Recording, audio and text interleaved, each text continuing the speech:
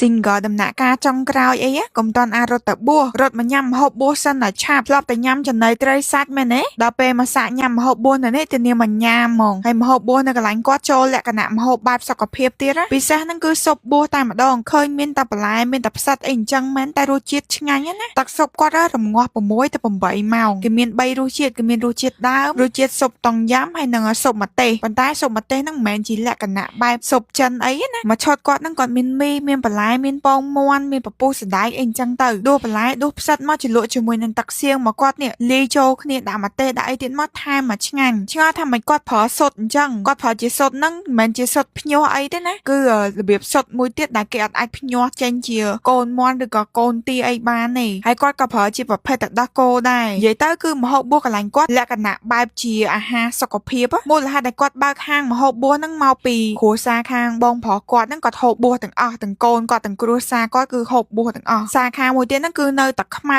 នៅក្នុងគឺបើកចូល30ឆ្នាំហើយចំណែកនៅនេះទៅបាន4ខែទេអ្នកដែលអត់មានពេលជីទៅតាខ្មៅអាចមកញ៉ាំស៊ុបបួសកន្លែងគាត់នេះនៅម្ដុំផ្លូវ320កែង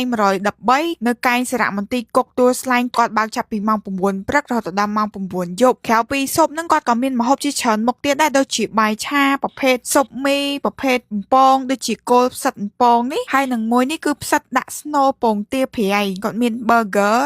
ហ្នឹងគឺស្នូលរបៀបជាផ្សិតហើយនឹងពងមាន់ដូចគ្នាហើយសម្រាប់តម្លៃគ្រឿងពងមីស៊ុបអីហ្នឹងគឺចាប់ពី8000ទៅ9000រៀលឡើងទៅទេគឺធូរថ្លៃមែនតើហើយមួយទៀត menu drink របស់គាត់មានដូចជាប្រភេទសូដាផ្លែឈើមាន blueberry មាន strawberry អីអញ្ចឹងទៅហើយចំណែក smoothie ក៏មានដែរហើយបងប្អូនអាចហៅការ៉េមញ៉ាំលាងមាត់ទៀតបន្ថែមអញ្ចឹងណាហើយសម្រាប់ទីតាំងក៏ដូចជាព័ត៌មានលម្អិតកន្លែងគាត់បន្ថែមទៀតបងប្អូនអាចចូលទៅមើលនៅក្នុង comment បានហើយក៏អរគុណបងប្អូនទាំងគ្នាសម្រាប់ការតាមដានវីដេអូនេះពីដើមរហូតដល់ចប់ណាជួបគ្នានៅវីដេអូក្រោយទៀតបាយបាយ